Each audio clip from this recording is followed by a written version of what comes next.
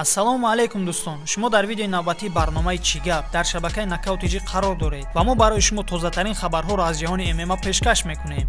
Дар ягон ҷо ба ҳузур шида лайк азер кунед, мо боша видеоролика сар мекунем. Рафтем.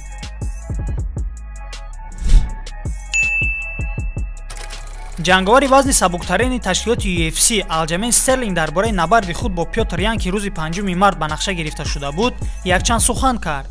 Суханони Алҷамейн Стерлинг дар ин бора: то паёми навбатии UFC муҳориба баргузор намешавад. Шояд мо дар моҳи апрел ҷанг кунем. Ман намедонам чӣ гап рафта истодааст. Машқу тамринро давом дода истодам ва дар ҳоли омодагӣ қарор дорам. Муҳориба пеш аз апрел баргузор намешавад. Картошка аз ман гурехта наметавонад, гуфт Алҷамейн Стерлинг.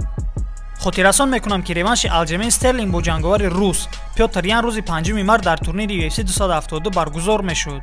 айни ҳол аз тарафи ташкилоти UFC ин муҳориба ба таври расмӣ дар моҳи апрел эълон нагардидааст. рӯзҳои наздик Ислам Махачев барои марҳилаи омодагии ҷанг бар зидди Бенейл Дориюш ба Амрико парвоз мекунад. хотиррасон мекунам ки набарди Ислам Махачев бар зидди Бенейл Дориюш рӯзи 26 феврал турнири UFC Fight Nights-ро роҳбарӣ мекунад.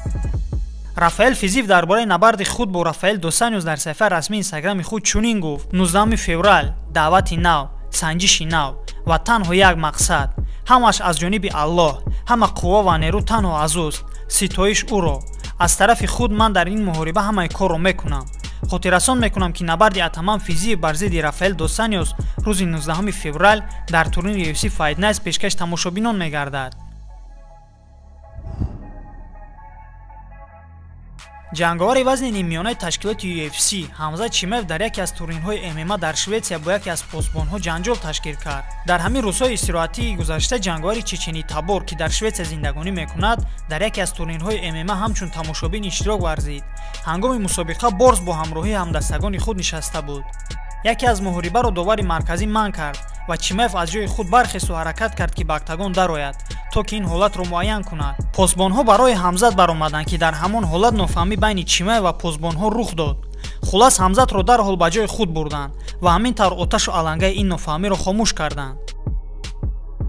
хуб дӯстон, инҳо буданд хабарҳои тозатарин аз ҷаҳони ММА. пайгири хабарҳои нав ба нав аз шабакаи мо бошед, чунки ҳамеша хабарҳоро мо аввалин шуда ба шумо пешкаш мекунем.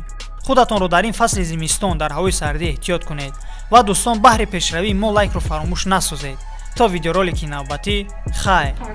Вообще, прям, как бы сейчас Хазбик сказал бы, прям вот.